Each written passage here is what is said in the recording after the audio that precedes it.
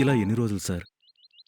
Madam కనపడగానే ఆ క్షణం రెప్పవేయటం కూడా మర్చిపోయి ఆనందంగా మేడంనే చూస్తున్నారు. మీ కళ్ళల్లో చెప్పలేనంత సంతోషం, మీ గుండెల్లో కొలవలేనంత ప్రేమ కనపడుతున్నాయి. మేడం మళ్ళీ వెళ్ళిపోయే వరకు ఈ ప్రపంచాన్నే మర్చిపోతున్నారు. ఆవిడ వెళ్ళిపోగానే ఏదో శూన్యం ఆవహించినట్టు దిగులు పడుతున్నారు. బాధని దిగమింగుకుని రోజూ కుమిలిపోయే బదులు ఒక్కసారి మేడంతో మాట్లాడొచ్చు కదా సార్? వద్దురవి, ఇలా దూరంగా నిలబడి నా మీనమ్మను చూస్తూ ఆస్వాదించడమే తప్ప ఎదురుగా వెళ్ళలేను, మాట్లాడలేను.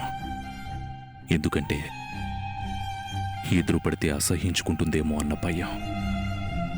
నేను తనని చూస్తున్నానని తెలిస్తే శాశ్వతంగా మళ్ళీ ఎక్కడ దూరం అవుతుందో అన్న భయం. ప్రస్తుతానికి నా కళ్ళకు కనబడుతుంది. ఆ తృప్తి చాలు రవి. నా మనసుకు దగ్గరయ్యే క్షణం కోసం ఆశగా ఎదురు చూస్తానే తప్ప నా మీనమ్మను మాత్రం డిస్టర్బ్ చేయను.